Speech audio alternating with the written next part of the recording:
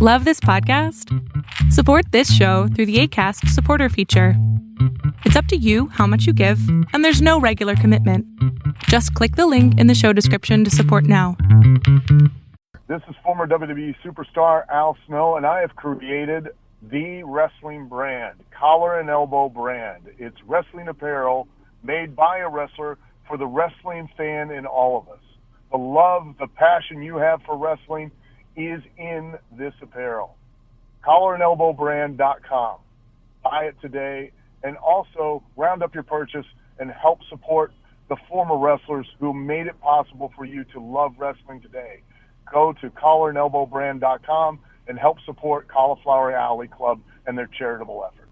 You're locked in. Look at what we have here, folks. To the only show that matters. The cream of the crop. Duke loves wrestling. And there is no one that does it better than your host. I have come here to chew bubblegum and kick ass. The Duke. And I'm all out of bubblegum.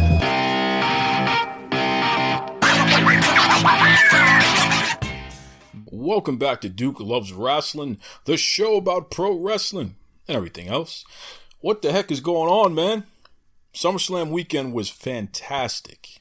It was just incredible. And I got a guy by the name of the Ring Scoops guy who's going to join us. He's going to talk about that. Really great conversation. Long conversation. We get into that wrestling nerd detail about the wrestlers, their storylines, the whole 9 yards, both NXT and SummerSlam. So this is going to be something fun for you folks. Before I get to any of that, though, I got to give a special shout out. Happy birthday to my homegirl, really good friend, Little Noelle. Okay, Noelle Harlow Lagrazo. She's Big Vito's wife, former wrestler. She's a reality TV expert. You know, she has various shows where she covers that and everything under the sun. She loves Disney World. Just really, really cool, fantastic person. One of the nicest people that I know. And I would be remiss if I didn't say happy birthday to her and just, you know, I really appreciate Little Noelle. In fact, folks, you can go on to YouTube or you Google, you can find some of her content when she was a wrestler, which is pretty cool. You know, she's a manager, she wrestled a little bit. You can also check out the Big Vito brand. The Big Vito brand, her entire collection of various podcast shows and what have you. She even had a really cool Teen Mom podcast for a while. Check her stuff out, man. She's really interesting and really entertaining. And her and Vito, they're the perfect couple. They were made for each other. Vito's a lot to handle. He's a wild and crazy guy. But Lil Noelle, she keeps him in line, which is pretty awesome. So, again, shout out to Lil Noelle. That's my homegirl there. And with that said, let's just jump right into it. The SummerSlam weekend review coming right at you. SummerSlam 2019 was just an incredible weekend. Some really, really great quality pro wrestling content. And I didn't expect it.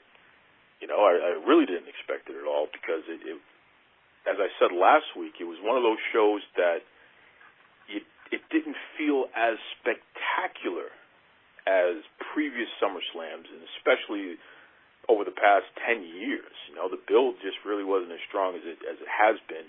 Yet the quality of the pay-per-view, in my opinion, was pretty solid. With that said, though, I figured, you know what? Let me reach out. Let me reach out to a guy who is awesome, really does a great job with his pro wrestling content and what have you, and he has some thoughts on not only NXT TakeOver, but also SummerSlam, you know, the whole weekend in general. So without further ado, welcome to the Duke Loves Wrestling podcast. My man, the Ring Scoops guy, a.k.a. Wade. What's going on, Wade? What's going on, Duke? How you doing, man? Another day in paradise, brother. I'm telling you, man, I'm still not completely recovered from the SummerSlam weekend just because it was awesome. That's my take. Overall, how would you rate the weekend in general? Well, before I get into that, I want to thank you for allowing me to come onto your show. I really appreciate that, man. But as far as SummerSlam weekend goes, it was a very action-packed weekend. I enjoyed myself for the most part. Sunday night was a little more exhausting than Saturday night, but yeah, I think it was a solid weekend of pro wrestling or sports entertainment, whatever preference you have to call the product. I think it was a great weekend, man. It's funny. You said that you were a little exhausted. What's your cutoff? If you could put a number, by hour, half hour, what have you, what would you say your cutoff for? What's that sweet spot for a wrestling program that you're watching? Where if it goes a little longer than this, then that's a little too long. I'm a very traditional guy. I think for a pay-per-view, I think 3 hours is solid. I know like Raw every Monday night is 3 hours. That gets extremely exhausting in my opinion. But pay-per-views, if they can go anywhere between like 3.5, that's probably like the sweet spot right there for me. Maybe 2.5 hours would probably be like the most ideal. Anything after that, I'm ready to go to bed. Yeah, that's a pretty interesting take, and I think that most people who are consuming pro wrestling content in 2019 would agree with you. I'm a little on the other side of the block. I mean, I can't get enough. I enjoy the fact that, the longer the pay-per-view is, that means there's more matches, which means there's more wrestlers getting opportunities. And to be able to feel like I'm watching a championship sporting event at least once a month, I will build my day around that, which is not always easy to do. It definitely takes a lot of mental gymnastics and scheduling and things like that. But I definitely can respect the fact that 3 hours is a pretty good amount of time. You can get 8 to 10 matches in 3 hours if you schedule them properly. So I can see where you would say that. And definitely Raw, 3 hours of Raw every week. Depending on what the content is, it can drag. There's no two ways about that. Absolutely. And like 20 years ago, when we only had Monday Night Raws, 2 hours a week, maybe an hour for Sunday Night Heat. If the pay-per-views were longer than what they were back then, I'd probably have a whole different take. But nowadays, 3 hour Raw, 2 hour SmackDown, you got a 1 hour NXT, and then certain pay-per-views, you have the 2 hour, 3 hour sometimes takeovers the night before the 4 or 5 hour pay-per-views. I mean, it's just a lot of wrestling. And starting in October, we're going to have another wrestling program that's going to be every week that's 2 hours on TNT AEW. Yeah. I mean, that's a lot of wrestling to consume. And they're going to do quarterly pay-per-views, at least starting out. So every 3 months, there's going to be a pay-per-view event on their end as well. So yeah. I like that. And it'll give the pay-per-views more meaning. But again, that's more wrestling content for you. It is, yeah. Content in your week. You're going to be getting 2 or 3 pay-per-views a month. Possibly there. It's going to get interesting. But let's jump into NXT TakeOver Toronto here. The first match was on the pre-show. Breezango, that's Tyler Breeze and Fandango, going up against the Forgotten Sons of Wesley Blake and Steve Cutler. What did you think of that? I actually didn't catch that one. Oh. I didn't. Okay. I wasn't able to get to watch the TakeOver event until about 20 minutes into it, and that's when I opened up the network and started it from the beginning. Gotcha.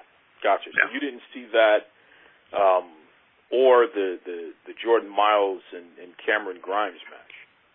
No, I didn't even get to see the pre-show for SummerSlam either. Okay. Wow. The pre-shows are a little tough for you to jump into. That's good to know. I'll tell you that obviously Breeze and Fandango, they make a fantastic tag team together, and they went over in their match against the Forgotten Sons, and it was a pretty solid match there. I don't know what's up with the Forgotten Sons, though. I got to be honest. I'm not really.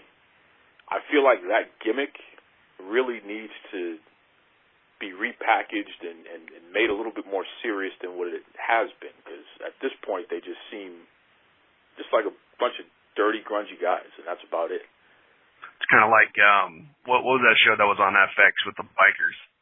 Oh yeah, Sons of Anarchy, absolutely. Yeah, Yeah. Absolutely. But unfortunately, they don't have that same cool factor. And I don't know wrestling today. Well, yeah, right. I don't know if it's because of these guys or if it's just the way that they've been presented. But if you're going to make them a Sons of Anarchy type of group, or an Aces and Eights like we had in TNA years ago, or even the Road Warriors when they first started off, they were a biker. They had a biker gimmick, and then it evolved. You got to go all in, man. And I just don't feel like they're going all in with that gimmick, which unfortunately it just turns it into something that's not very interesting. And I totally agree. I like the guys in it, but it's unfortunate. And then obviously Jordan Miles. I mean, here's a guy who has been on the indie scene for a long time.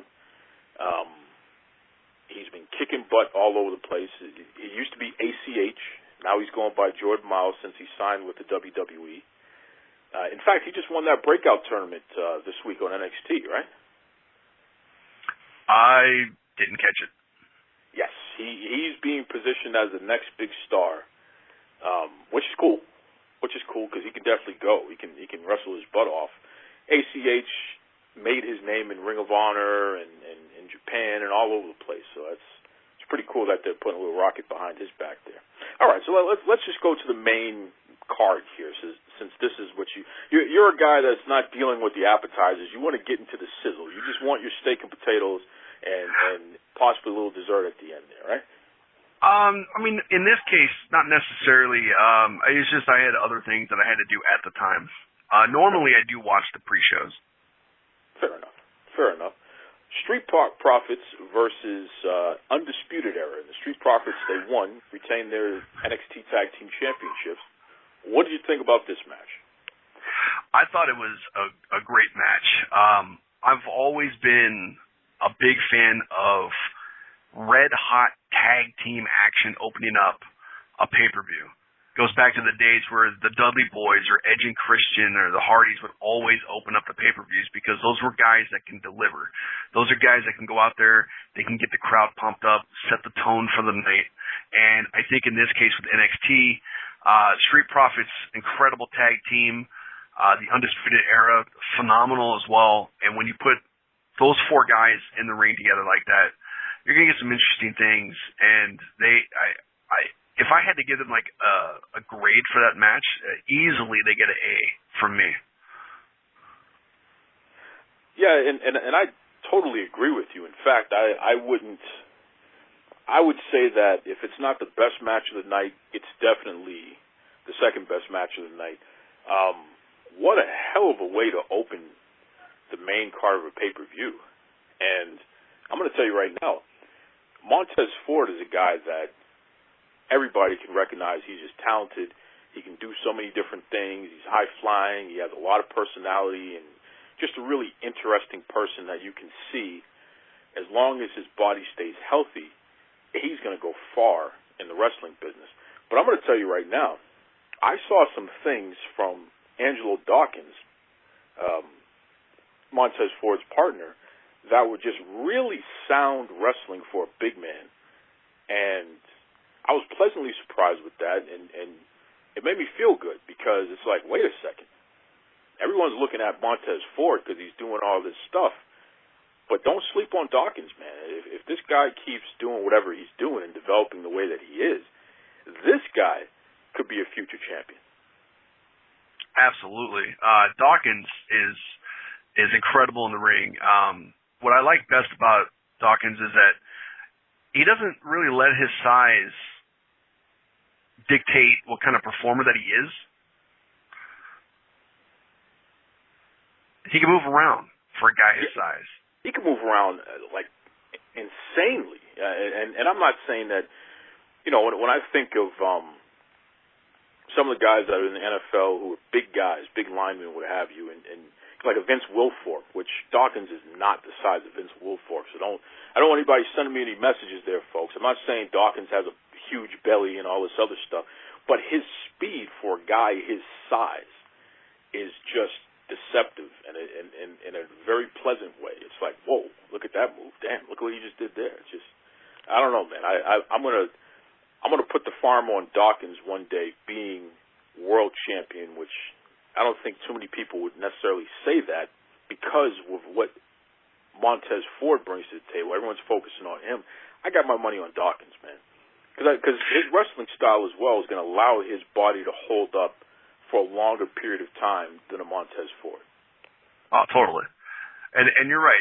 People look at Ford over Dawkins, I think, because of the whole, he's got a tremendous amount of charisma, and that goes a long way. And usually, charisma is usually the face of the platform. Dawkins is the guy that lays the groundwork for the tag team, and together makes a great tag team. It's a great dynamic for those two guys. Good call. And I agree with you. I give that match an A all the way. I think it was a great match there. Next up, we have Io Shirai versus Candice LeRae in and Io, she won the match by submission. Candice actually was just knocked out. Like she, that's just the end of it. So the referee had to call it, I guess they call it a technical submission because she couldn't respond to the referee's count there. What did you think of the match? In my opinion, that was probably the best match of the night. I loved everything about it personally, but what did you think about the match? I was a big fan of the match. I'm a little bit biased for this match because of Candice LeRae being in it. I come from the School of Hard Knocks with Jesse Hernandez training me with doing commentary and whatnot in wrestling. That's where Candice is a graduate from as well. So we're both cut from the same cloth in that respect. So I got to give a lot of credit to Candice for everything that she's done in her career. Jesse taught people very well. He's got a great track record of getting people into the WWE. Candice is a great worker. Io Shirai is a great worker as well. I saw her perform back in 2015 when Stardom came out here to Covina, California. Great performer. And when you put those two in the ring, it is a hell of a wrestling match. They have had a great story simmering over weeks, and I love the finish. Like you said, Candice didn't tap out. She pretty much passed out, which I think made her look strong even in defeat.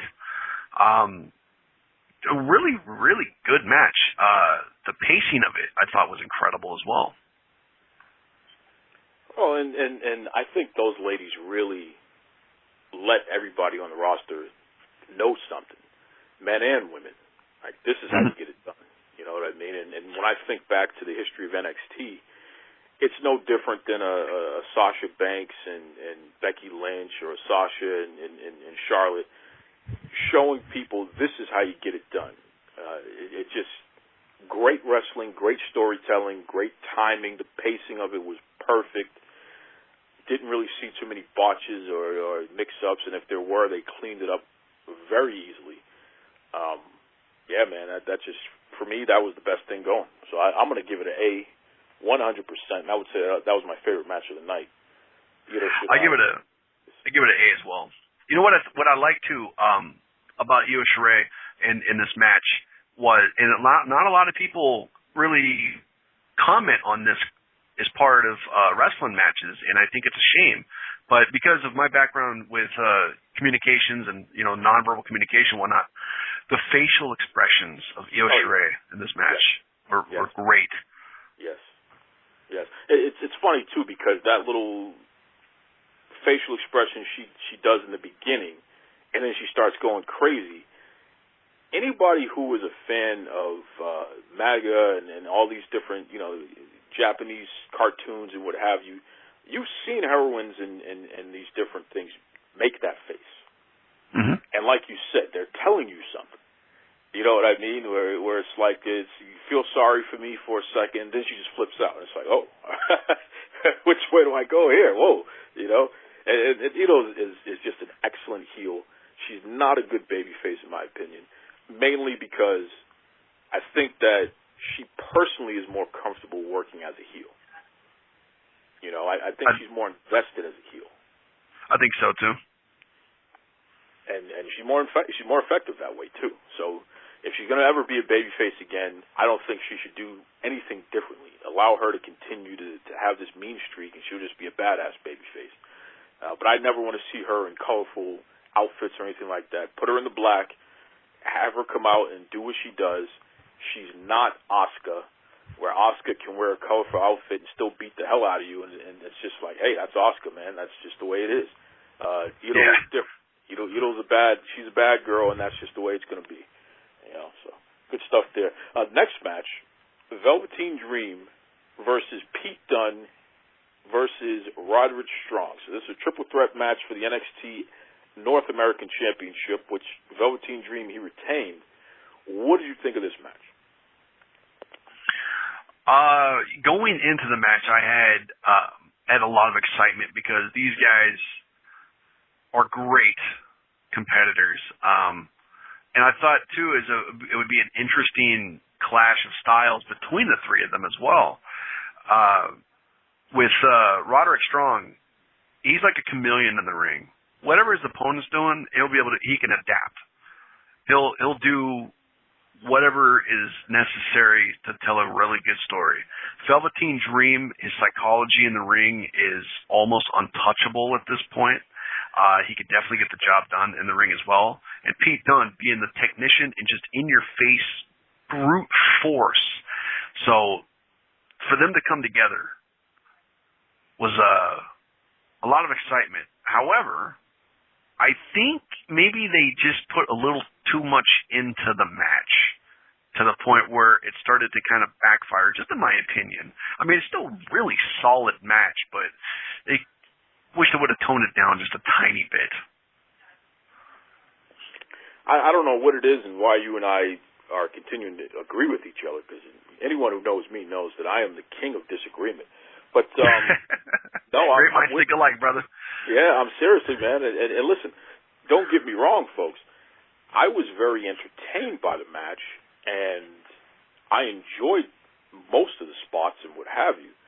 But I couldn't help but feeling, especially during the match, damn, this probably would have been better if we would have had any combination of these guys just one-on-one. Yeah. The triple threat thing was too much. It was too much. And I think Velveteen Dream at this point is bigger than NXT. And that's, some people are going to get rubbed the wrong way for me saying that, but I just feel like that charisma and what can be done with him, he doesn't fit with the current NXT. He really needs to be moved up to the main roster where he has a little bit more room to spread his wings and have more interesting feuds and things of that nature. The way that NXT is going today and where it's going tomorrow, Velveteen Dream shouldn't even be there right now. I agree with you on that. If he was get called up to the main roster, though, what brand would you want to see him on? SmackDown with Bischoff holding the reins, or would you want Paul Heyman booking Velveteen Dream? I'm going to tell you right now, Velveteen Dream needs to be in a feud with Roman Reigns. I think that you treat Velveteen Dream, it's not exactly the same, but when you brought Kevin Owens up, you put him right in there with John Cena right away. I think you put Velveteen Dream in with Roman Reigns, where he's obsessed with Roman, or you can do the Say My Name thing all over again on a much larger platform, and it doesn't necessarily have to just be with Aleister Black. It could be the Say My Name thing with everybody, where it's like, you're going to treat me with respect. You're going to say my name, and if you don't do it, I'm going to beat you until you do it. He could do that with Roman Reigns easily, So, again, with NXT and the way that it's going, they're not going to take the belt away from the guys who are currently in the NXT Championship title picture. Those guys are going to continue to feud, and they're going to continue to do what they do, and Ciampa is going to be coming back, and he's going to be part of that as well. There's no room for Velveteen Dream in that, and quite frankly, that's okay.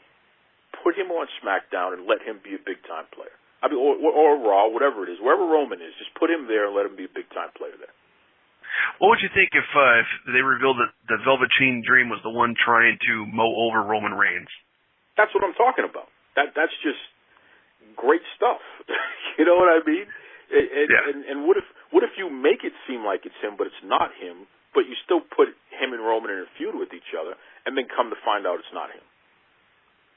Like there's so many miles you can get out of something like that.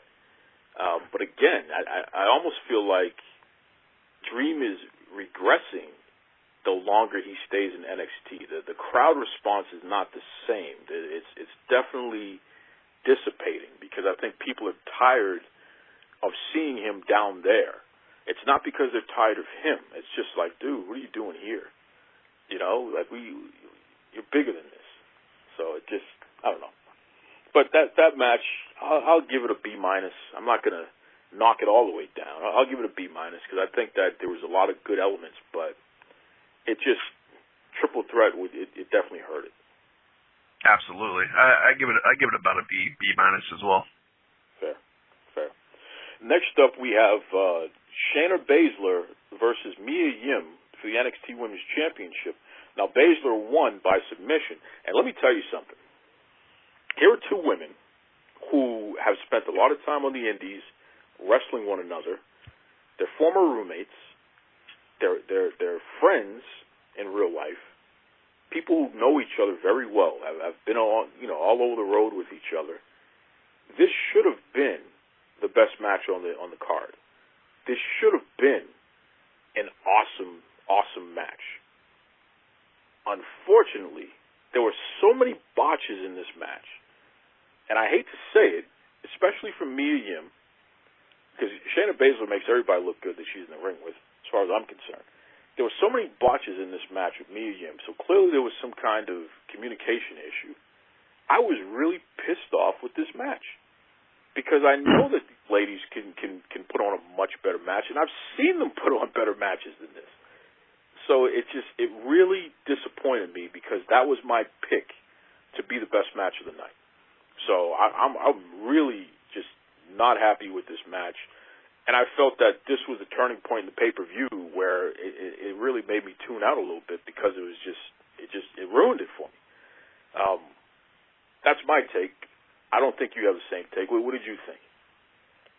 Well, you bring up a great point that before they got into NXT, Baszler and Yim, they've worked together on the road countless times. And, you would think that would be a plus for people. What they call, in the business, getting married together in the ring, right? Spending all that time together. You would think that it would have been a spectacular match. I think it was still enjoyable. I'm with you on, the match may have fell apart at times. I do think that the other women's match was stronger than this one, which, in the case of it being a championship match, that's you don't want that happening. But Baszler she's the gold standard of the NXT women's division. She does what she does best. Which is just beating the crap out of people. And what I liked about Mia Yim in this match was that she was able to kind of throw out I don't want to say like a hardcore feel, but it was definitely in your face, like I'm not here for a match. I'm not here to just win a title. I'm here to beat your ass kind of attitude. But having said that, the match definitely didn't live up to the expectations that I had hoped it to be, just like how you had said. But I still think it was, a pretty strong match. I think they have great chemistry together. I think they have great chemistry together, and I think they've shown that everywhere but in this match. I just, like I said, I'm completely disappointed. And in fact, I'm going to take it a step further. It showed why Mia Yim had no business being in that spot, and Bianca Belair should have been in that spot. Because Bianca Belair absolutely probably would have had a better match with Shayna Baszler, and we've seen it. And I like Mia Yim. Don't get me wrong. I mean, I've been following Mia Yim for a long time, and I've supported her for a long time. But there's something going on where it almost feels to me like she's hit a ceiling. And I think the only way that we can, let's shut this down and let's restart. Put her in a tag team. Put her in there with one of these younger kids. Have her be the veteran that's, helping them along and what have you. so she can be like a player-type coach. And let's reinvigorate Mia Yim's career, and let's reintroduce her to everybody, and kind of build from there. And then eventually you can split them off, and then see if Mia still has it as a single. But I really think that they're wasting her, and she's not going to last much longer at the rate that she's going there. The fans love her. Don't get me wrong, because we know what she can do. But man, it is not translating as far as I'm concerned out there. I like the idea of putting her with somebody as a tag team. I would not be opposed to that. What's the young lady from China? She always calls herself Spicy. You know what I'm talking about? Who's part of NXT? Although she really shined in the Mae Young Classic. What is it? Zia Lee? What is her name? Yeah, I believe that's her name. She got a great look. She looks like she's from looks like she came out of the movie Bloodsport almost. Exactly. And she looks incredible. She's always keeping her body in top shape. She can do some cool stuff in there. I think if you put her with a veteran like Mia Yim, and they're a tag team, so they have to travel together. They have to, really work on their craft together. I think it'll benefit the both of them. And that's my take on that. So I was a little disappointed with that match. I don't know. I would give that match a C- in my opinion. I just not happy with it. I think I'll continue with the B average here. I'll give it a B-. Fair. Okay, last match of the night, which was the championship match. Adam Cole, baby. 2 out of 3 falls match for the NXT Championship against Johnny Gargano. Cole wins 2 out of 3 falls, but Gargano won 1 of them. This match, in my opinion, was horrendous for the first 2 falls. It was horrendous. It dragged. It was almost as if they were holding something back, which really annoyed me. Until the last fall, when the cage came down, and then it got a little bit more interesting. Which I got to tell you, Scoops, I'm sick to my stomach to admit that, because I'm not a guy that feels that gimmick matches and the hardcore nonsense and smashing people with weapons and all that stuff. I'm not a guy that believes that you need that in order to have an entertaining match. But these guys held all their best stuff, in my opinion, for that last part of the match.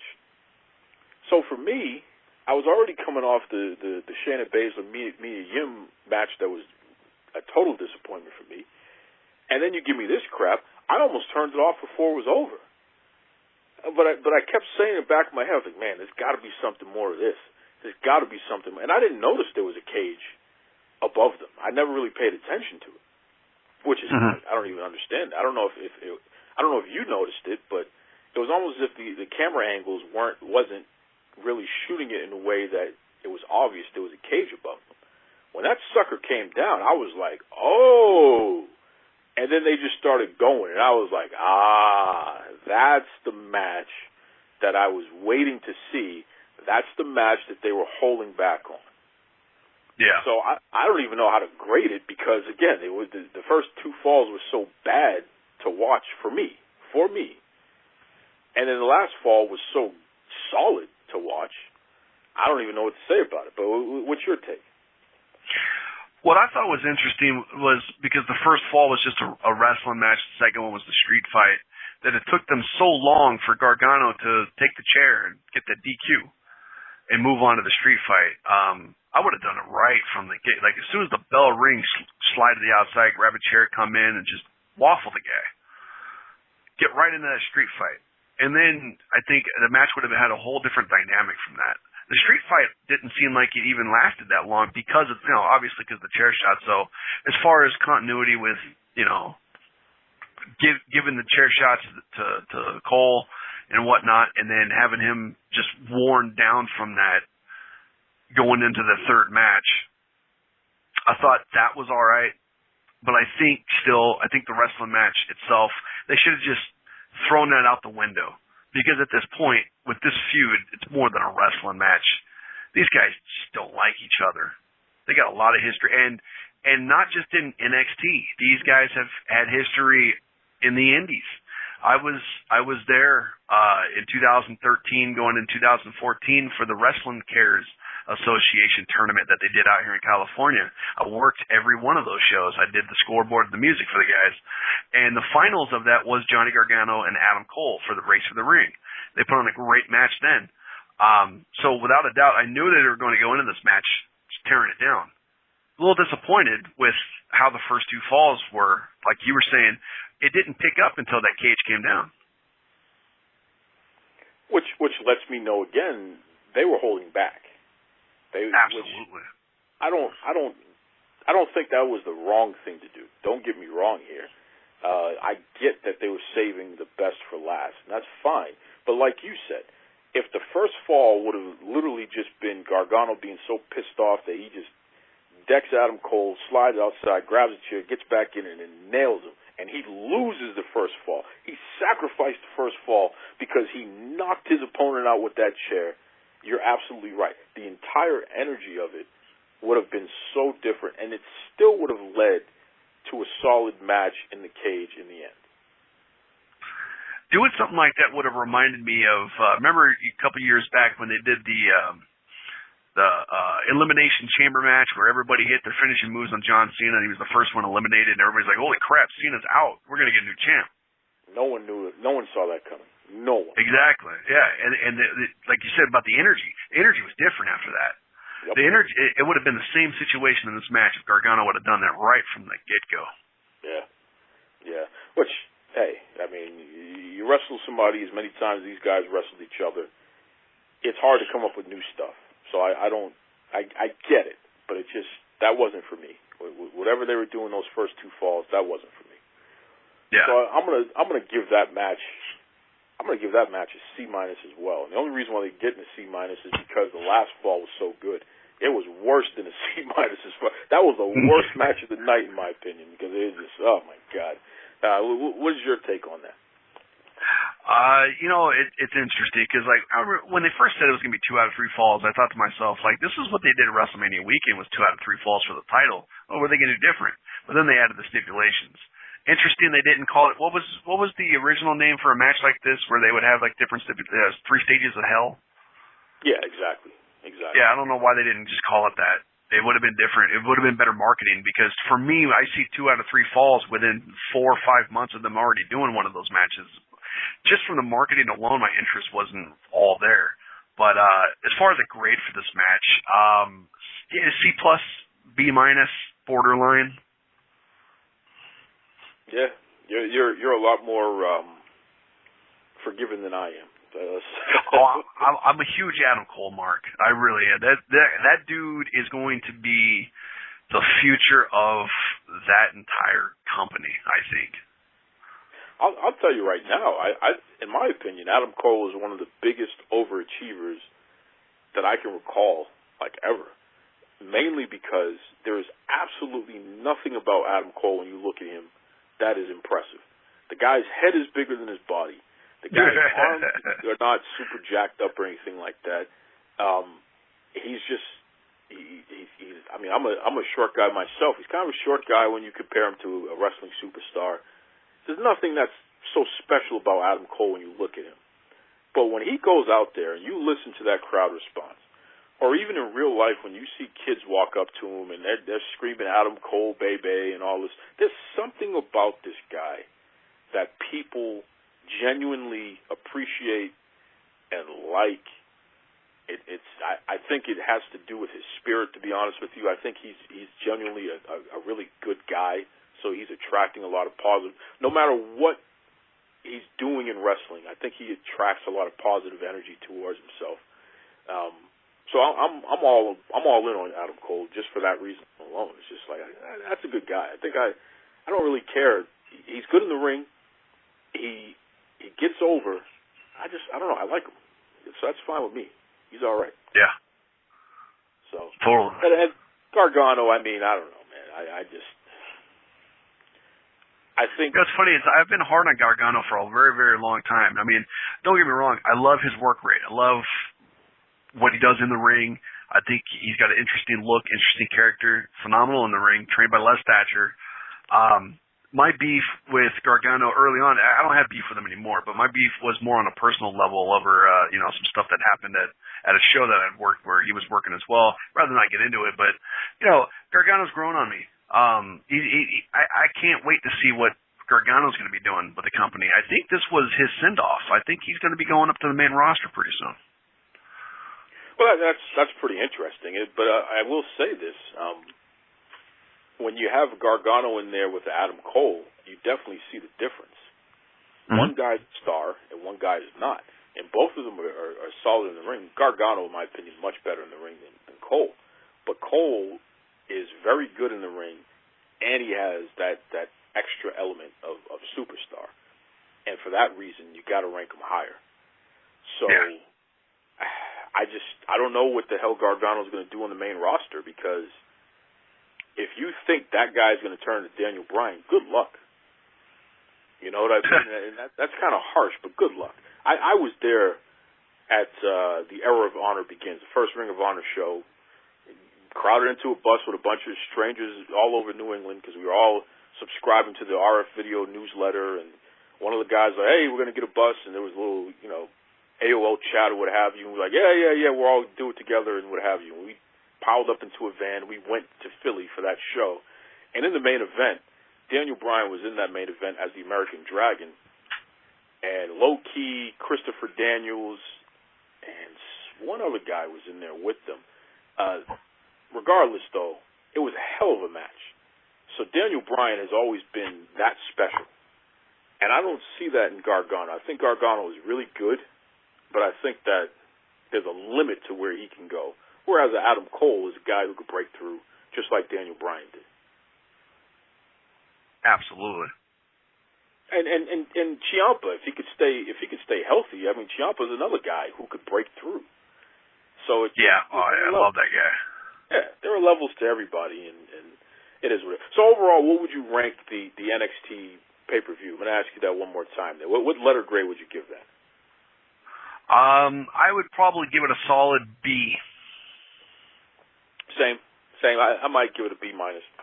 I thought the beginning was awesome, and then it just took a turn at the Baszler and Mia Yim match, and didn't really recover enough. But overall, still a very good pay-per-view. I mean, there's not too many pay-per-views for any wrestling out there that you're going to find that was much better than that. I mean, it just ain't going to happen. You know what I mean? Maybe a Wrestle Kingdom, but that's about it. Which is, a hell of a compliment. Let's move on to the main thing, though. So we had SummerSlam the next day on Sunday. Mm-hmm. And now you said you didn't watch the pre-show. So we'll skip pre-show matches and just get... Well, let me at least go over the results. Drew Gulak, he defeated Oney Larkin for the Cruiserweight Championship. Buddy Murphy defeated Apollo Crews. Regular singles match there, but that was by disqualification. Alexa Bliss and Nikki Cross defeated the Iconics for the Women's Tag Team Championship. And I gotta say this is a little embarrassing, because the Buddy Murphy Apollo Crews and the Women's Tag Team Championship match, those weren't announced until like 3 hours before the pay-per-view. It was really, I'm glad that those matches happened, but it was a little disappointing that they didn't use that and promote that from the beginning. So I'm just going to throw that out there. WWE, you got to get it together. With that said, first match of the night, Becky Lynch defeated Natty in a submissions match for the WWE Raw Women's Championship. What did you think of that match? First thing that comes to my mind with this match here, surprisingly, is actually not the in-ring stuff. First thing that comes to my mind was the crowd. The crowd was so into this match. And I think it's for a combination of things. First thing, big elephant in the room, they're in Canada. Natalia's from Canada. So hometown girl, home country girl. Submission match. The reason why they did that, Natalya, she's a heart, right? I mean, hearts are known for submission stuff. Of course, Becky's got a submission move too, so it was natural. I don't like the idea though of how Natalya got into the match. I thought it was very lackluster. And then for their first outing like this at SummerSlam, big pay-per-view, with no previous matches with each other, that it's a submission match. Why didn't we build towards this? Shouldn't this have just been a regular match? Maybe Natalya wins by some kind of controversy or something like that. You know what would have been interesting is if Stephanie McMahon would have been there. Natalya gets the sharpshooter on, ring the bell. Screw job. Do something going down the road to build up to a submission match where Stephanie's not even out there. You know what I mean? Something like that. That's my biggest beef with it. As far as the match itself goes, crowd was red hot. I thought they did put on a really good, solid match with each other. Just didn't like the way that it all came together. What about you? Yeah, I agree with you in that regard. I thought the build was lackluster, and it shouldn't have been lackluster for SummerSlam of all things. I can understand if that was just a normal monthly pay-per-view, but that was for SummerSlam. Which, as I said in the beginning, SummerSlam in general was a lackluster build. I thought they did a very poor job of building this pay-per-view. It was a solid pay-per-view as far as action was concerned overall. But this match is a prime example. It came out of nowhere. Natty's going to be getting a championship opportunity. Why? Why is Natty getting a championship opportunity? It makes no sense. And the match was good. And it was a solid match to start the night. And I think the crowd was into it. It was better than I expected it to be, which, you know, I'm not really a big fan of Becky Lynch's in-ring work. I think she is another one where there's a little bit too many botches on her end there. Meanwhile, with somebody like Natty, she's very good at cleaning up people's mistakes because she's a player coach, you know. So, and really, Natty is probably the best wrestler, at least for the women, and probably one of the top 10 wrestlers in the entire company if we're really going to look at in-ring work specifically. Forget about the mic work and all that, just in-ring work. Natty, who's touching Natty? It would have been nice if Natty would have won that match. That would have been interesting because no one would have seen that coming. And then you could have taken the belt off, or like you said, controversially, it could have been a screw job type of deal, and that would have been okay. That would have at least made it more interesting than what it was. But nonetheless, they did a good job against each other. I don't want to. The action itself was good. So, you know, I'll give that match a B, just because the action was so good. But you're right about the build. It was a terrible build. I give it a B as well. I thought they set the tone, great opener. You know, and here's the thing too, it's a small little tiny rant. I hate it when people complain about, oh my God, they're in the opening match. What the hell? The opening match is an honor because you are the first person to go out there. I mean, granted, they had a pre-show with other matches on there. So this is the main card though. So it's an honor. Well, I was always taught coming up through School of Hard Knocks with Jesse Hernandez, I was always taught that when you are chosen for the first match of the night, that it's the promoter and the booker giving you their stamp of approval, their endorsement, their confidence that you're going to go out there and you're going to deliver and you're going to let the crowd know this is how it's going to be done. And I think those two, in that regard, did the job at SummerSlam. Yeah, I think that there's a lot of what you said that's fair. I was definitely one of those people that complained about a women's match going on first. I didn't like that. But looking at the card and how it was built and the types of matches that were going on, I can't necessarily pick out a match that should have went first instead. I have to admit that. I mean, maybe the AJ Styles Ricochet match could have gone first. That's really the only other match I can think of where it would have went first and it could have made sense. You're not going to put Kevin Owens and Shane McMahon first because you know there was going to be a spot in there. That was going to be a big high spot. So you couldn't do that. So I get it. I didn't like it, but I get it. But fair enough. Moving on to Goldberg versus Dolph Ziggler, and Goldberg, he defeated Ziggler. Yeah, he did. I don't even remember. Did the bell ring? Did the bell actually ring? I don't remember either. I wasn't really paying attention to that. I was just fascinated with what I saw. Dolph Ziggler is a guy that is going to go down in history as what could have been, and he's going to go down in history as what could have been because he absolutely has given too much. And hindsight is 20/20. I know he was told by veterans through the years, don't give too much, man. You're bumping a little too easily, too hard for these guys, and you're making them look too good. Take something for yourself. It's okay to be a little selfish here and there. And Ziggler just completely ignored that and continued to give everybody with his amazing ability to bump around when somebody hits him. That spear that Goldberg gave him, where it was the most vicious, it was literally the greatest spear of all time. And it was the greatest spear of all time, not because of anything Goldberg did. It had everything to do with how Dolph Ziggler jumped in the air and how he looked taking it, and even when he hit the mat, how he looked. It was just the best spear I have ever seen taken, ever. Even in football, I can't recall ever seeing a spear that good. But unfortunately, that's Dolph Ziggler's legacy. He's a guy who looks good getting his ass kicked. And that's terrible to say because here's a guy, I mean, Jesus, he was a world-class collegiate wrestler and all these things, and he can talk on the mic. He looks incredible. A very consistent career, not too many big-time injuries. Jeez, it's just what could have been, But I think that could work towards his advantage, though. I'm the kind of guy that looks at silver linings a lot. One thing about Ziggler is that when he's on the card, he's one of the matches that everyone talks about, whether he wins or loses.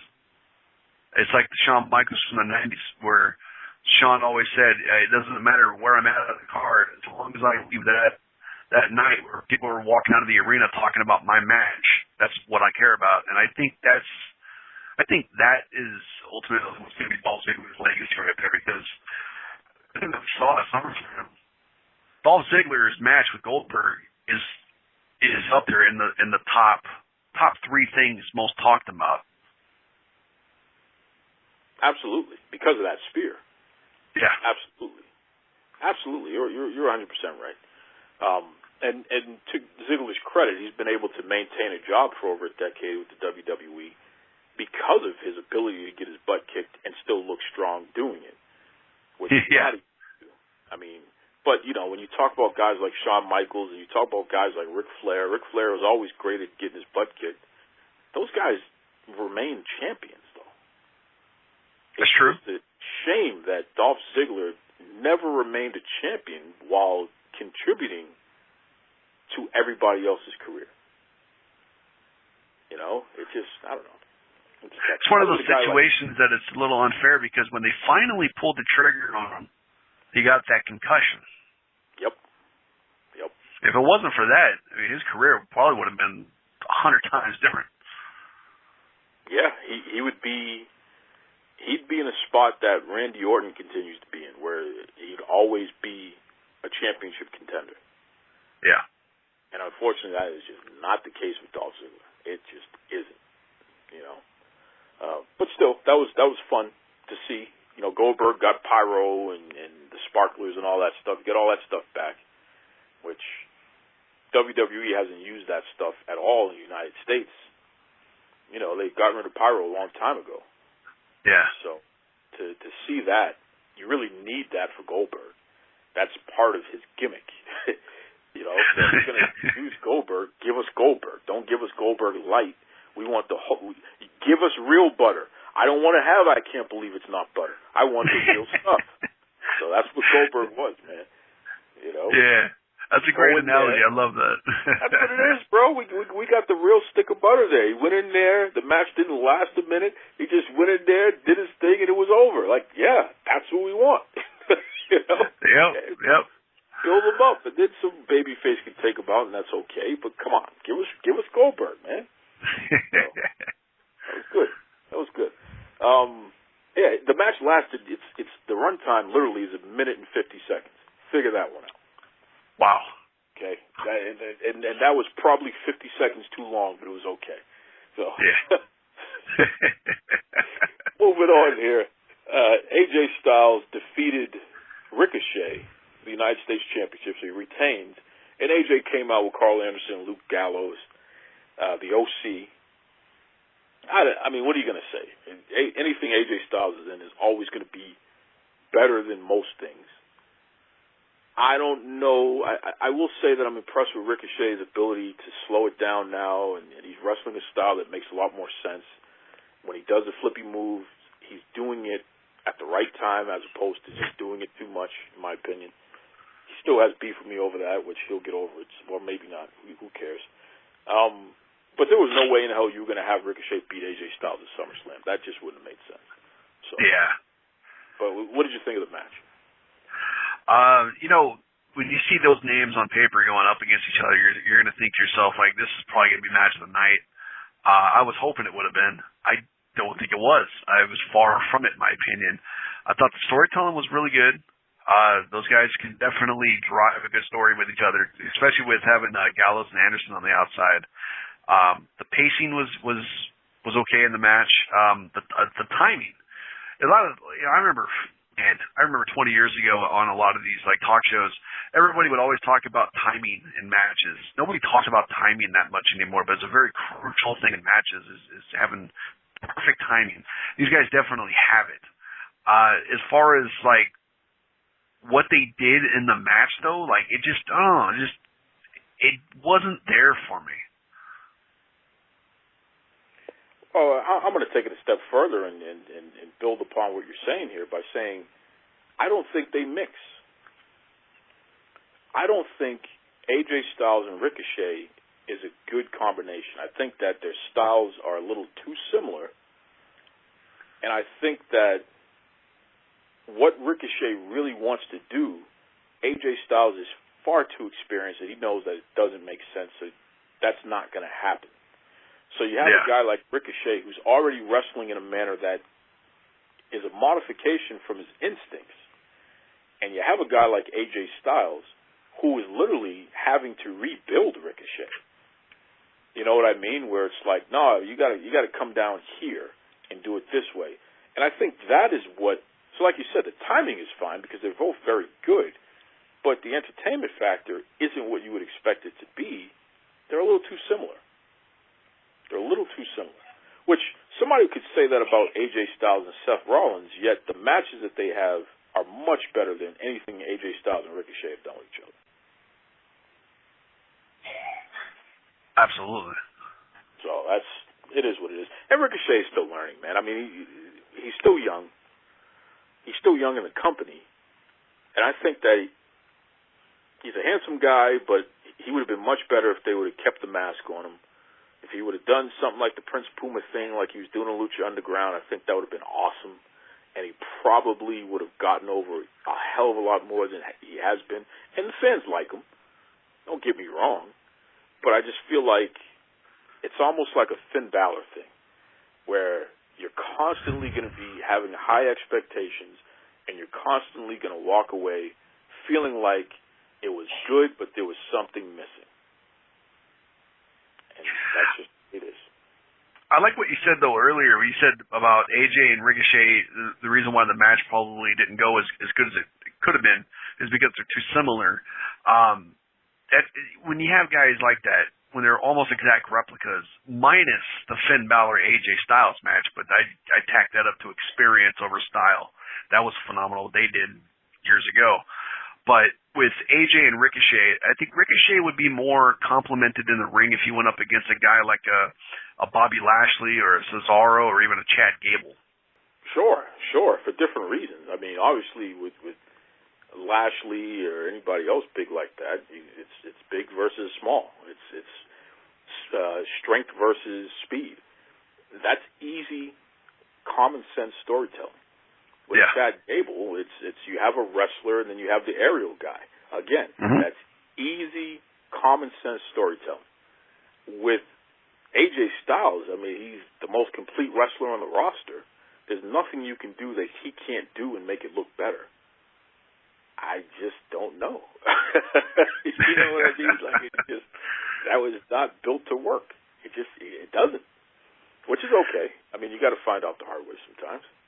Well, maybe with a match between those guys, maybe they should put something with, like, build up to a ladder match. Give them something to kind of work with considering what both their styles are too. Sure. I don't disagree with that. You know what's another a modern example of that? Charlotte Flair taking on Lacey Evans. Their styles are a little too similar. They now, mind you, all right, folks, I know that Charlotte Flair is a much better wrestler than Lacey Evans could ever dreamed of being. But you got to understand something. These are two powerful women. They're built like brick houses, the both of them. And they both have a little bit of size on them. They don't have good matches with each other the few times that they wrestled each other, and the main reason why is because they just the styles are a little too similar. It's not going to work. They're big girls who can do flippy moves when it's necessary, and you put them against each other, and there's no storytelling to tell in that. So that's what this was, which it's okay. Just don't continue to put them together because why? Unless, again, which is my assumption, you're trying to teach Ricochet the WWE style, and that's what AJ's job is. I'm going to teach you how to continue to keep it slow and rebuild you, which, it is what it is. Next up, we have Bayley versus Ember Moon, and that's for the SmackDown Women's Championship. Bayley defeated Ember Moon. Whew. Scoops, you got to go before me, man, because I got so much to say about this match. But I want to hear your take first because I'm curious. I think the SmackDown Women's Division needs something. I think the Raw Women's Division is. I was having a conversation with a buddy of mine the other day about this. The SmackDown Women's Division is just lacking something at this point. Raw Women's Division is picking up some steam, especially with Sasha Banks coming back. But I mean, I like Bayley. I dig the character. I don't think it has transitioned as well over to the main roster as it was in NXT, but I think it's still there. I think she's a great worker. Ember Moon, I think her being popped into this match is like the whole same thing with Natalya being popped into her match with Becky. It just kind of came out of nowhere. Because the last thing I remember, Ember Moon was in a program with Mandy Rose and Sonya Deville. And they kind of just dropped that, and then Moon popped into a match for the title at SummerSlam. And it's just, I don't know what it is. I mean, with all due respect to both women, I think this was the weakest match on the card for SummerSlam.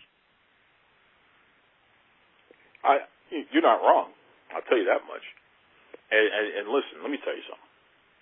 I have been saying for years, Bayley and Becky Lynch are two of the most talented wrestlers that you'll ever see, but they continue to get in their own way in the ring with these botches. I mean, just complete missteps and messed up timing and all this other nonsense that is so consistent amongst the two of them that it's hard for me to ignore.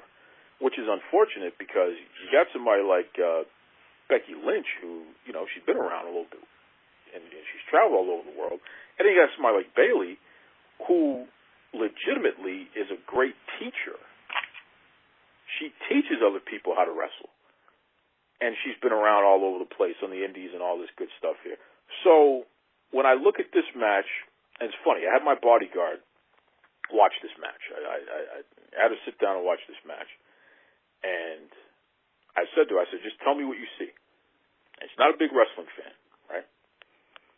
So, and I'm a guy that gets a lot of heat out there, Scoops. That's why I have to have a bodyguard with me. Public bodyguard, because you know how that goes. Got to have my muscle with me. Yeah. She's watching this match, and the first thing she says is, I don't know what Bayley's doing, but Ember is carrying her. And it's like, yep, Ember wrestled herself. Like she legitimately, there were moments where her timing was so off that Ember had to bring herself down and push herself towards wherever the hell Bayley was, because Bayley's follow-through was just all messed up. But it was like Ember anticipated that it was going to be messed up. So there was just so many moments in this match where Ember Moon had to she beat the hell out of herself. It reminded me of the feud that Big Show had with Ryback, which was literally Big Show throwing himself around the ring for 5 minutes until the referee called the bell, because Ryback couldn't wrestle for anything. And what Bayley did in this match was so embarrassing. I don't know what the hell was going on. And then what was even more embarrassing was the fact that Ember Moon was still able to make it look halfway decent. So then you got to say, well, WWE, what the hell are you doing with Ember Moon? And why isn't she in a real title picture?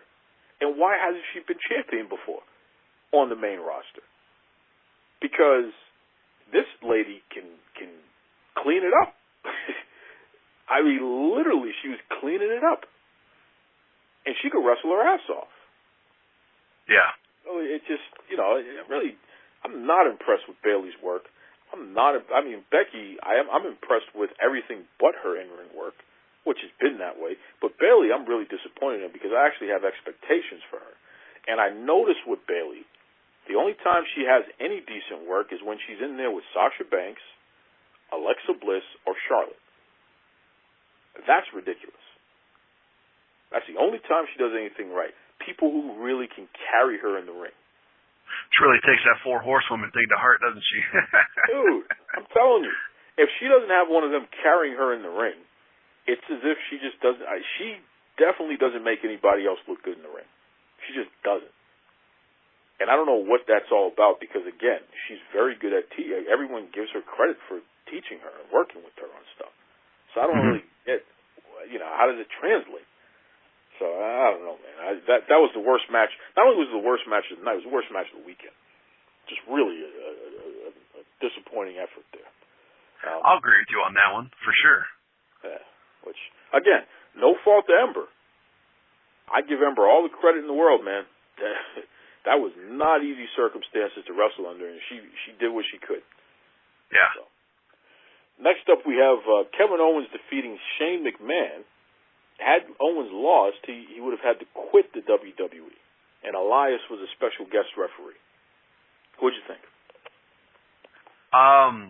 This was a match that reminded me so much of the kind of matches that they'd have 20 years ago, especially as like a big presentation on a stage like SummerSlam. I know I've seen a lot of people, including myself, make the comparison of, Shane versus Owens is like Vince versus Steve Austin. It's a lot of similarities there. As far as the way like the match goes, where like Shane trying to stack the odds up against Kevin Owens, reminded me a lot of like the build into Over the Edge '98, where McMahon was the referee, Patterson and Briscoe were timekeeper and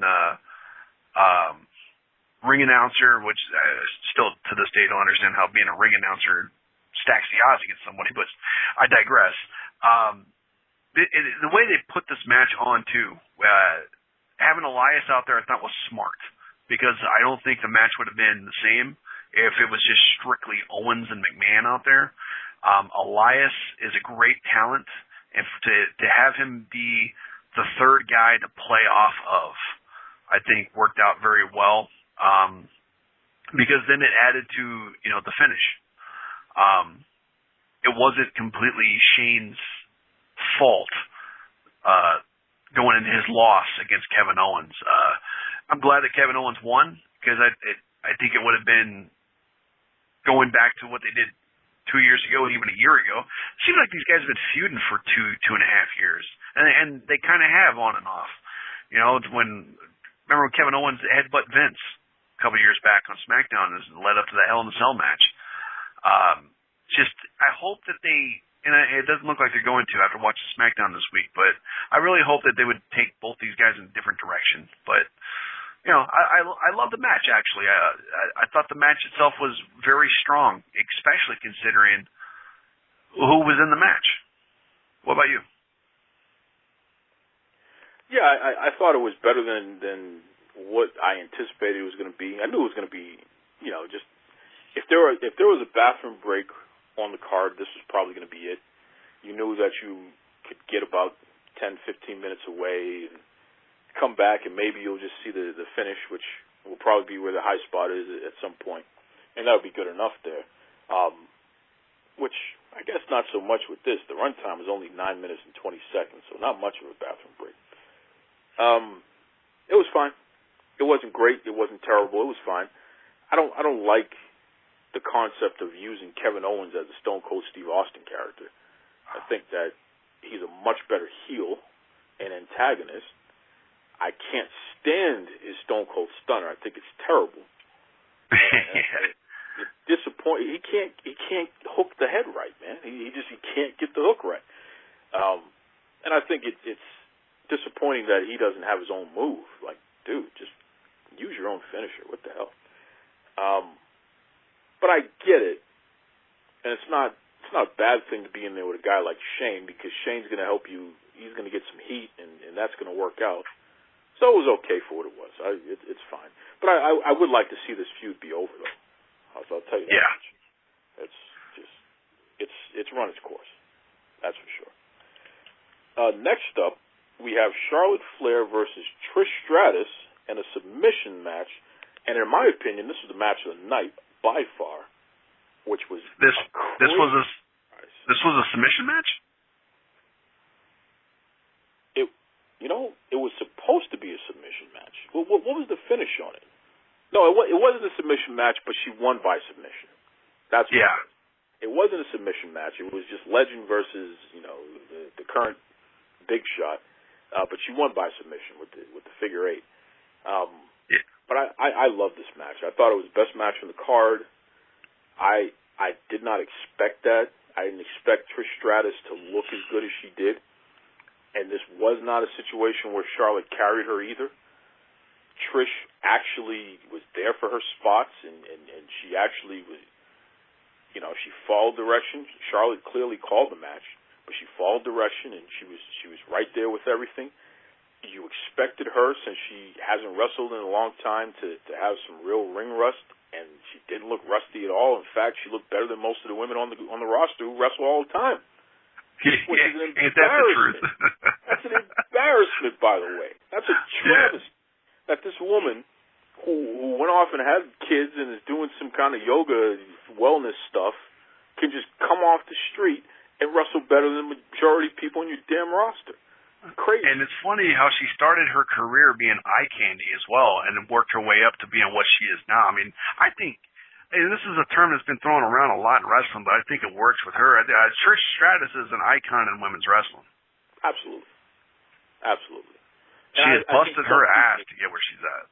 I think some people don't want to give her enough. You'll hear people accept it, but I don't think people want to truly give her the credit as being a really good wrestler. And let me tell you something. In that match, that was some really good wrestling going on. Yeah. And it was better. It was better than anything I could have imagined. It was better than everything else I saw. So, and you didn't need more than what it was either. That's the other thing. They didn't need any silly gimmicks in that match to make it work. So, good stuff, man. That was really good stuff. That was not on the same scale, but close enough. That was Rock and Hogan, except Trish actually really worked in that match. Yeah. That's a great comparison there, man. My only complaint, if I'm even allowed to have one with this match, because I thought it was damn near perfect, I just didn't like the idea that it was put together like a week before SummerSlam. Terrible build. Terrible build. Just the worst build for a match that deserved so much more. And the build was so bad that fans didn't really care about the match until halfway through the match. And I was like, wait a second, this is really good. You know what? And I'm one of them too. Like, I had to go back and watch it again to like fully let it digest. Yeah, because you didn't expect it. You're like, yeah, whatever. It's gonna be Trish is gonna botch, and she shouldn't really be in there, and it might be quick and whatever. And then it was like, wait, it's still going. This match lasted for 16 minutes and 40 seconds. It was second longest match on the entire card. Wow. Okay? And the match that was longer than it was Kofi and Randy Orton, and that match lasted 5 seconds longer. Man. Put that into perspective. Yeah. And I almost feel like the match was probably supposed to end sooner than it did, but they told them, keep going. Just keep going, because this is too good. Just keep going. And they figured it out. But, that also lets you know. First of all, it lets you know what kind of icon, like you said, Trish Stratus is. That's just amazing she was able to do that. But it also lets you know Charlotte Flair is still the class of the WWE Women's Division. Okay? She's still it. She's still the sun that everybody's revolving around. And it's okay that Becky can get the man shine and all that crap right now, and Bayley's getting some kind of whatever. But Charlotte Flair is the sun, and Sasha Banks is the moon. And we can never forget that. And how it's great to see. Go ahead. Sorry, I was just going to say it's just great to see Sasha's back, and she's going to be working with Becky. Yeah, and I hope that she attacks Bayley at some point, too. But, yeah, that was great to see on Raw. Just as a side note there, folks, Sasha Banks returned with blue hair and beat up Natty, beat up Becky. And that beating that she gave Becky was so vicious. It was just vicious. She slapped the taste out of her mouth. Forget about the fact she beat her with a chair over and over again. The slap that she gave her was one of the most vicious. The last time I saw her slap that good was probably from Ric Flair when he slapped Sting when the Horseman kicked him out of the Horseman. When they kicked Sting out of the Horseman, Flair was slapping Sting in the face real good. That slap that she said, where's your balls at now, Becky? Bow! Smacked the hell out of her. Oh, that was great. That was a moment. That was definitely a moment. Well, it felt real to me, David. But yeah, Charlotte Flair versus Trish Stratus. Charlotte won by submission. Best match of the night, in my opinion, by far. 16 minutes, 40 seconds. That lets you know. They wouldn't have gotten nearly that much time unless, the company felt very comfortable with whatever they were doing in that ring. Next up, we have Kofi Kingston versus Randy Orton for the WWE Championship. And this ended in a double countout. I thought this was going to be the match of the night. Yes. Same here. And it was not the match of the night. No, unfortunately. Great storytelling with these guys because it goes back 10 years. Yep. I thought the videos that they had building up to it, it seems like the theme that we've been running with so far tonight talking is that the build for SummerSlam was extremely lackluster, but I thought that if there was anything they did right with the build going into this entire pay-per-view, it was definitely for this match. The finish did not equate to what the build was, though. No, not even close. Which is unfortunate because these guys both deserve better than that. Yes, absolutely. And I don't think you need. SummerSlam is a top 4 pay-per-view of the year. It's one of the big 4. You don't use SummerSlam. Well, you got to tune into the next pay-per-view to see what happens. No, SummerSlam you're supposed to settle beefs, or there's supposed to be some kind of plateau that happens here, and it just wasn't that. And not only that, unfortunately, Kofi's kids, when the camera was on them, they really weren't prepared to show the emotion that they were supposed to be showing. So there was something about the timing. The kids are supposed to be concerned and upset, and they did that maybe once or twice, but the camera kept flipping back to them, and at times the kids just looked bored. Yeah. They weren't into it, you know what I mean? Which maybe it would have been better if they didn't tell the kids what was going to happen beforehand, so you could have gotten real emotion out of the kids. But it just... Absolutely. I think that they might have made a mistake with that. They outsmarted themselves with that. But it wasn't a bad match. It's just the finish was terrible, like you said. Yeah, and going back to what you're saying with the kids, also something to add on to that would be the duration of the show. Up to the point where this has gone on, I mean, it's been a couple hours. True. Tired. Good point. Yeah, and there, it's 3 hours ahead of where I'm at. So it was like, what, 8 o'clock? 8 o'clock at night at that time? Like, man, especially being a kid that age, I remember being so tired, ready to go to sleep by like 8, 9 o'clock at night. Well, not only I can't even imagine that you were in the crowd. They don't live in that time zone. Yeah. So that's true, too. Doesn't help it at all either. Yeah. That's a good point. Good point. Yeah, because, the jet lag is different for adults than what it is for children. Sure it is. And they definitely look tired. So I said bored, but now that you say that, yeah, that was more fatigue than bored. Good point. Yeah. Good point there. Next up, we have The Fiend, Bray Wyatt. He defeated Finn Balor in a match that wasn't even really a match. I don't know what the hell that was. Oh, yeah. I mean, the entrance is all that we really cared about. Because it was awesome. Changed the music and the lantern that he brought out, which is Bray Wyatt's face with the mouth open and the light in the lantern is in the mouth. That was all crazy stuff, which is great. They got to do something with Finn Balor, man. This guy is he's hurting. He is hurting. For a guy who was the first Universal Champion, they have not come close to capturing what Finn Balor could actually do. It ain't there. And I don't know what it is, but I'll tell you this much, though. I think they need to put him in the OC. Oh, yeah. I've seen a lot of people on social media say the same thing. Just put him in there, let him be himself with those guys.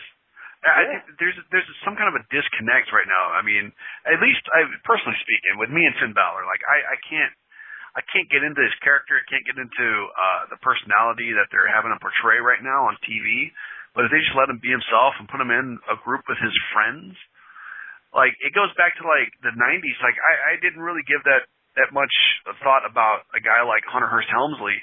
But when him and Shawn Michaels got together and they said, screw characters, just be ourselves on TV, started DX, and it was just golden. And I think that could be a big, inflection point in the career of Finn Balor if they would put him in there with his friends and just say, do what you got to do, bro. Well, I mean, here's what it is. You let Finn Balor come out like Rocky Maivia came out, and then he joined the Nation of Domination kind of reluctantly, and then cuts the fans about all the nasty things they said about him. And Balor can make those same accusations, whether they're true or not, and it would work. It would work. And he can have the attitude and what have you. And later on, him and AJ can feud, which is fine. But you can get a good year out of that pairing of the four of them all together and see where you go with it. Yeah. So but this, I don't know what the hell you call this. I don't know if it's really a match. I mean, it's 3 minutes and 25 seconds of Bray Wyatt reintroducing himself to everybody and beating the hell out of Finn Balor. I don't even know what kind of offense Balor got. I don't think he got much at all. Nah. You got one shot to get it right with the Fiend, and I think they definitely hit their point with it. The production was phenomenal. Like you said, the lantern was incredible. Somebody on my Discord actually had a pretty decent idea that I thought, if it was fine-tuned, would be really cool. Imagine if, like, when the Fiend is in a program with somebody, when they finish it off, that person takes time off, and that person becomes the lantern for the next couple of weeks. Huh. I like that. Yeah, where he walks around with his victims. Kind of it would be like a macabre version of what Jericho was doing at WCW. Remember when he unmasked Hoovy? So he would walk around with the mask on like a necklace, and he took Dean Malenko's integrity, and he had Rey Mysterio's knee brace and all that stuff. Like there were trophies to him. The Fiend should do that with his opponents, where they become his lantern, and that's his trophy. So it's like the movie Predator. Remember, they would always take the spine out of whoever he killed. That was his trophy. Good point. The only challenge with that is, I mean, you couldn't. I guess you could do a new lantern every week, but you would have to limit how often he wrestles, and limit that to a new trophy every pay-per-view. Well, yeah, that's what I was saying. Like, instead of doing every week, like every program, that way it wouldn't even have to be every pay-per-view. Because you could do like a 2-3 month program, and then he changes it up. But even when you're in a program with somebody, you still got to wrestle somebody else. You still got. Oh yeah. You know what I mean? So that's the challenge. But that could be explained. You just maybe you do what you do with Braun Strowman. You just have him wrestle a bunch of enhancement talents until the pay-per-view where he wrestles who he's in the program with. Yeah. That could work. That could work. I like it. I like that. And, yeah, it's something a little different. And they could sell those things. That's the money making part of it. It's like, geez, sell the lanterns with all these different faces. Why not? Oh yeah, yeah. Especially with Halloween coming up. Oh yeah, that's good stuff. I like that. Yeah.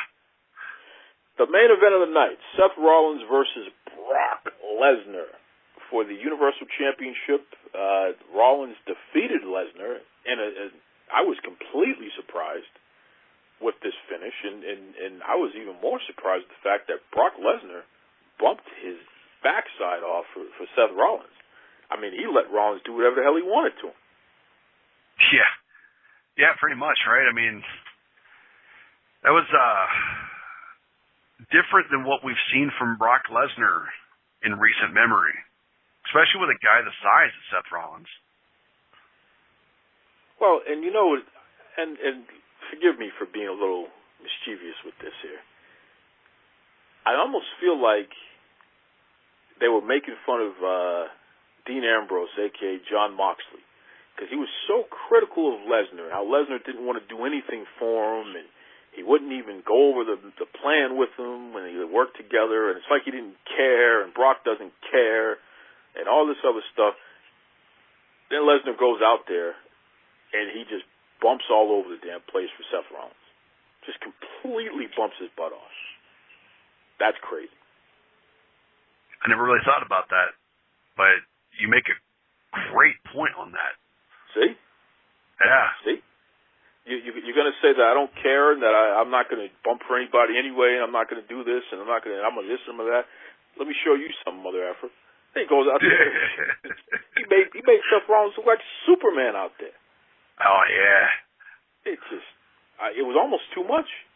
It's like, damn, I don't want to see Brock Lesnar get dominated by Seth Rollins. That doesn't make sense. Yeah. It definitely I thought it was a really good balance, though, give and take in the match, because Brock started off like a beast. Yeah, we thought the match was over, like it was like it normally would be, and then it flipped, man. It flipped. And you know something? Lesnar gave Daniel Bryan everything too. I mean, Lesnar beat the hell out of Bryan, but he sure as hell allowed Bryan to do whatever he wanted to do with him last year at, what was that? Was that Survivor Series? Yes, it was. Where he did the same thing too. And that was just complete respect. And even though Bryan was playing a heel at that time, that was the beginning of his heel run, really. I was really impressed with the fact that Bryan, he lost that match, but he looked so strong in losing that match. And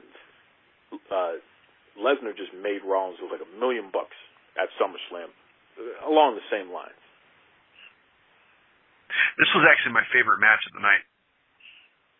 I can see that. Yeah, I give it an A+. I don't have any major complaints. If there was any, like, if I watch it again, sure, I'll find stuff that I'll nitpick. I don't have anything to complain about. I think the right guy won the match. I thought the pacing was good, at the good balance of give and take. It lived up to the hype. It was shocking to see Brock actually go out there and put on a match. And he reminded us that he's not just a guy that comes in and takes a paycheck and goes back to his farm. Yeah, he's Brock Lesnar. He's a guy who can do anything and everything. Yeah, a modern-day Andre the Giant. That's a good point. And I can understand why you'd say it was best. I got to go with Charlotte and Trish just because I didn't expect that match to be as great as it was. Mm-hmm. So that's why I give it a slight nod over Lesnar and Rollins, but I would say that Lesnar and Rollins was the second best match of the weekend. Oh, well, yeah, if you're putting it in terms of what was the best match, easily Trish and Charlotte was the best match, but I thought I had more fun watching Seth Rollins and Brock Lesnar. There's two different things there. Fair. No, you're right. You're absolutely right. That's fair. That's fair. So what do you rate the entire SummerSlam pay-per-view? Oh, dude, it's tough. Because I thought the undercard, I mean, with the exception of the opening match, I thought the undercard kind of felt a little lackluster. Definitely, like, the last couple of matches. I mean, granted, despite the finish of Kofi and Randy, I thought they still had a really good match. I think the last 3 matches of the night, 4 matches maybe, were the best part of the pay-per-view. If that had to translate into a grade, I would probably give them probably a C+, B-, leaning more towards the B-. Wow. Yeah, I give SummerSlam an A, straight A. Wow. Okay. I give them a straight A. I thought that there was very little, with the exception of the Bayley Ember Moon match, which was just horrendous. I don't really have much of a problem or anything else. I thought even I keep in mind I saw the pre-show matches too. Yeah. But I think, I mean, I didn't like the finish of Randy and Kofi, but that was still a really good match. It was cool to see Bray Wyatt as a Fiend, even though his match was just a showcase. It was basically a squash match. Goldberg Ziggler was a squash, but it was fun. I got to give it an A, man. I absolutely give it an A. Open. Well, I think with my grade, I'm also including the build. Yeah, well, see, I can't do that. I don't think that's fair. I don't think that's fair because I'm grading the pay-per-view. What did I see that day? If I'm grading the build, then I don't disagree with you at all. I think it's a C- if I'm going with the build because of the build. It has nothing to do with the wrestling. Well, the reason why I include it is because as far as storytelling goes, you have to have a beginning, a middle, and an end. I mean, how can you honestly critique a movie if you don't include how you got there? Yes. Really? Well, here's what I mean by that. The build for a movie is the advertising. When you get to the movie, you get to the movie. You watch the movie, that's the action. That's the finished product. Everything before that is the marketing. Yeah. So the marketing doesn't have to be the best thing going for me to be into the movie. If the movie's really good, I don't really care how bad the marketing was. So that's my only critique of that. I mean, everything that happens is leading up to the movie, right? Yeah. The main event, everything else that happens on Raw and SmackDown, what have you, is leading up to SummerSlam. And it was terrible. Like, hey, I started with that, bro. It was the worst. But damn, that pay-per-view was good. That was really good wrestling content going on. But, and I agree with you on that. I thought it was a very good pay-per-view. I personally would give it an A. I mean, like I said, when I say C+, B-, I definitely lean in a lot more towards that B-. It's still up there in the B. That's, hey, man, C's get degrees, so if it got a B, it's still good. Well, I just think that,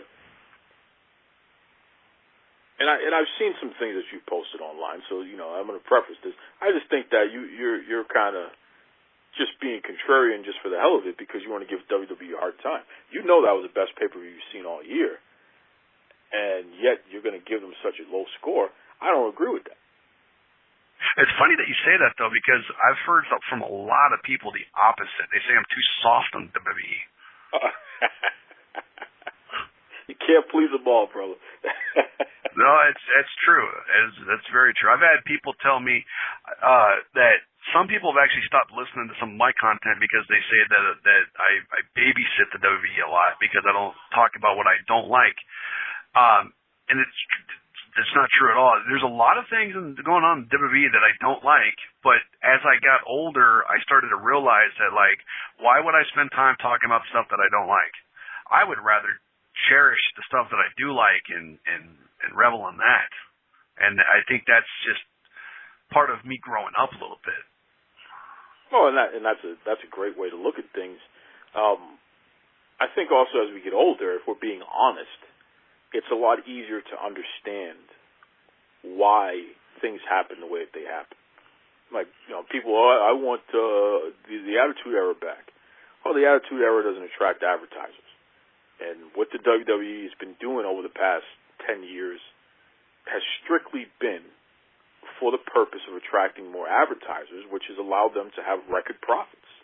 The greatest period in pro wrestling history for any company in history, the amount of profits WWE has experienced.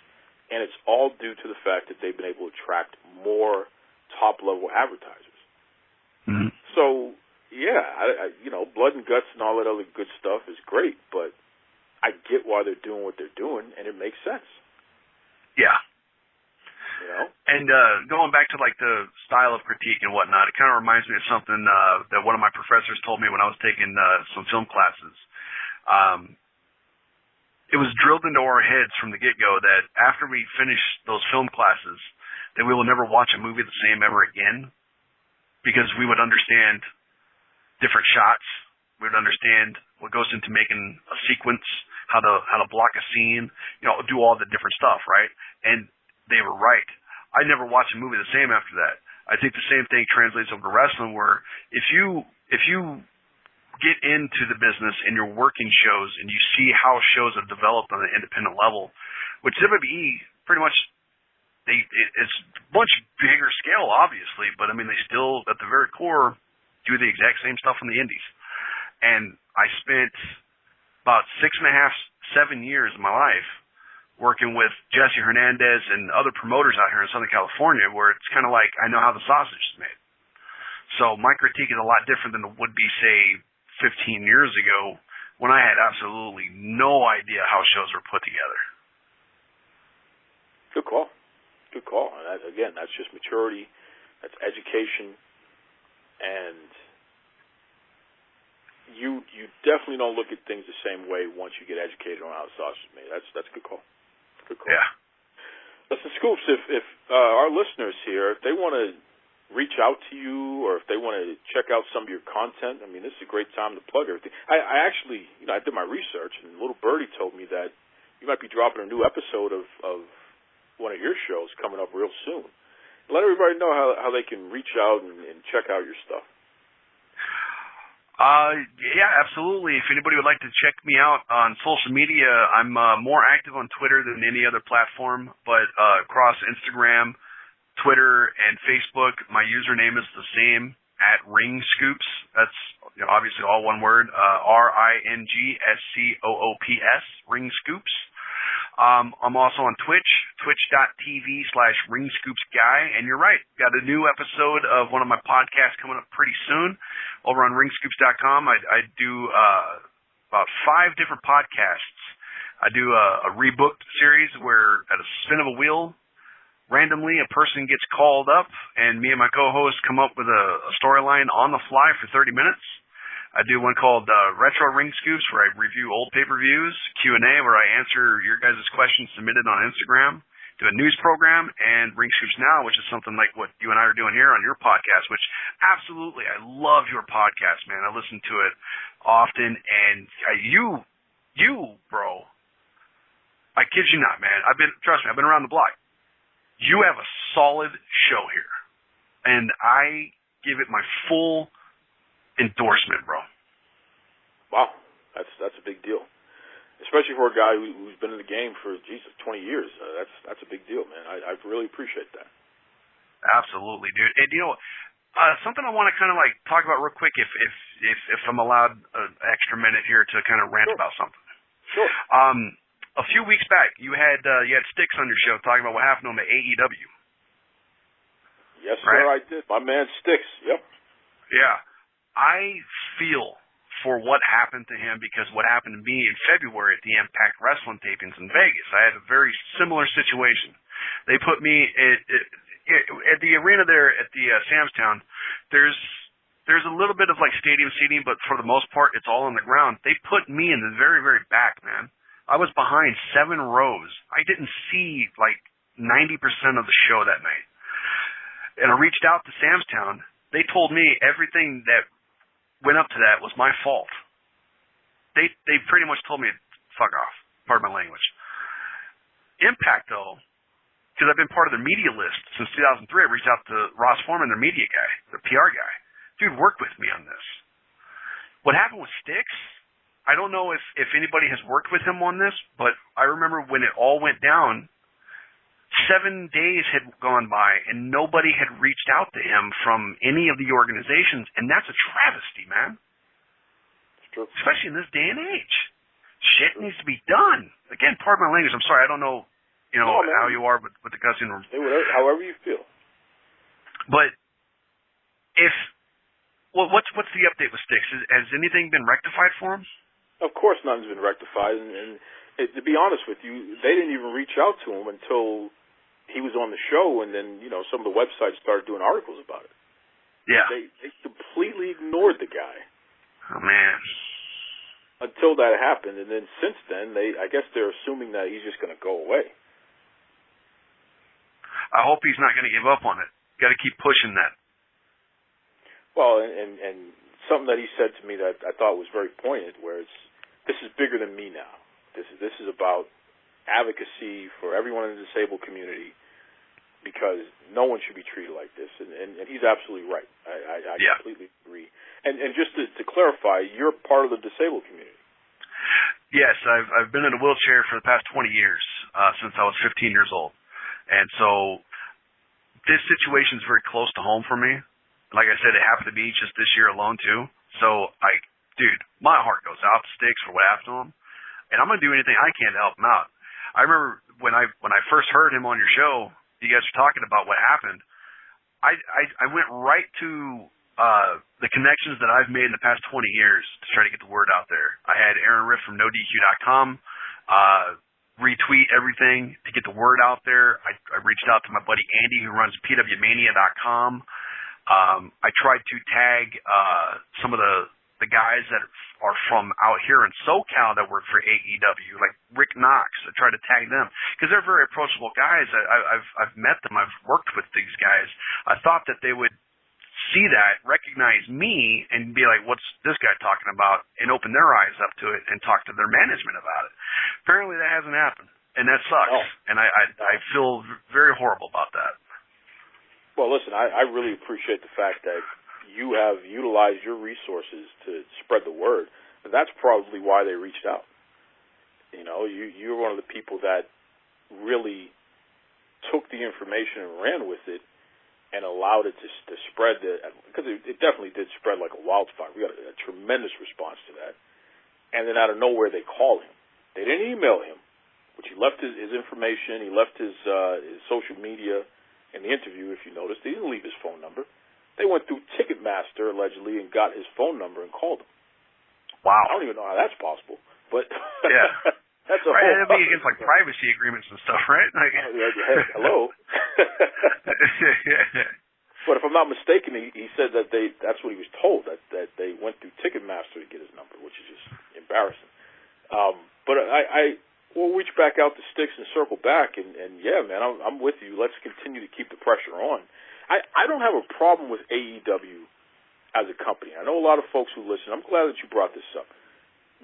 They listen to the show and they hear some of the things that I say. I've been kicking WWE's ass for years on things that they've claimed that they're going to deliver, that they don't on issues like sexism and racism and CTE and union busting and not paying women equal pay. I've kicked the WWE's ass on those issues for years. And slowly but surely, a lot of that stuff has improved. Not perfectly, but, it's a work in progress. But something has been done, which I can't imagine guys like us, ladies like those out there as well, who are keeping the pressure on them. We're forcing change. Whether they want it or not, we're going to force the change because that's the right thing to do. So AEW is not exempt from these conversations. When you say you're a diverse, inclusive environment, and then you treat somebody who's in a wheelchair like they don't matter, and then you don't even have the decency to reach out to them when they reach out to you and let you know that they had an issue. Don't tell me it's the venue's fault. The same people who own AEW own the venue. They're all in this together. Yeah. Somebody's got to fix that. And the fact that they continue to not make that a priority is an embarrassment. It is a complete embarrassment. Absolutely, especially in this day and age. So I'm glad that you brought that up, man, because we can't let them off the hook on that. That's just, But, hey, listen, you heard what they said, those scoops. They're going to focus on their main fan base. You're right. Main fan base. You know what that means. You know what I mean? Yeah. They're not guys that look like us. I'll tell you that much. Yeah, or think like us. That too. Yeah. That's good stuff, man. So we'll definitely circle back with you on that, because you're right. We do need to continue to keep the pressure on and let folks know that. Listen, every WWE event that I go to, there are designated seating for folks in wheelchairs and disabled and what have you, and no one can stand in front of them. Mm-hmm. So when I heard what Styx said, I couldn't wrap my brain around it, because I've never been to a show where that was a thing. What the hell's wrong with these folks here? Like, seriously. Yeah, and that's definitely more on the venue. And like you said, guys that own AEW own the venue. So in a way, it's actually more connected to AEW itself than compared to if it happened at the WWE event. Sure. There's been a couple times where I've been given WWE tickets for like a birthday or a Christmas, and sometimes people that give me the tickets, they don't think about like some relatives, they don't think about, oh, you got to get handicap tickets, right? They just get regular tickets and give to me, and I'm like, I got to go through the venue now.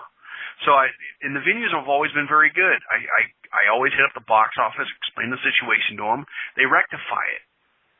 But the venue here isn't doing anything for Styx, and that sucks, man. I don't understand why they're not doing that. Why can't every other venue across the nation do this for people? But that one particular one, who's ran by the same people that put the show on, why are they not doing anything? And that just goes in line with everything else going on with these folks, where it's just you're marketing one thing and you're delivering something else. At what point does that stop? At what point does it stop? So we're definitely going to keep the pressure on and keep monitoring that situation, and they're going to change. That's right, Tony Khan and Cody Rhodes. You guys are going to be put in the pressure cooker. You got us after you guys, man. We're not going to stop. That's right. The heat is on. Any last words for everybody there? Thank you guys. And Duke, thank you so much, man, for having me on your show. I really appreciate it. I'd like to extend the same courtesy to you anytime that you'd like to come on to one of the shows on Ring Scoops. You're more than welcome, bro. The welcome carpet is definitely out there. Don't even have to ring the bell, man. Just open up the door, come on in. How cool was that? My man Wade, he's a good guy, man. He knows his stuff. And what's really interesting is that we were able to go over all that content, and it wasn't until the end that you found out, by the way, this guy is part of the disabled community. He's in a wheelchair, and that certainly has not stopped him from living a fantastic life and enjoying himself and being part of pro wrestling for so many years, 20 years, in various capacities, especially as a guy who has podcasts. He's written for various websites. He has done work at indie shows, the whole 9 yards. So he's a good guy, great perspective. And he's right. AEW's got to get it together. And this thing with the handicap accessible seating at that venue that they had the pay-per-view at, I don't get it. Fight for the Fallen, believe it was. I don't get it. So we're going to continue to revisit that with Styx and advocate for folks in the disabled community. We have to. It's the right thing to do. It's the right thing to do. So that's that. Folks, we're going to be covering some more great wrestling content. We got some great interviews coming up. A big name, a really, really big name in pro wrestling and MMA. I'm not going to jinx it. I'm not going to say his name out loud. But I got something coming up that you're really going to enjoy. It's not going to be next show. It's going to be a show after. But tune in next week. Maybe I'll reveal the name. But it's going to be fun.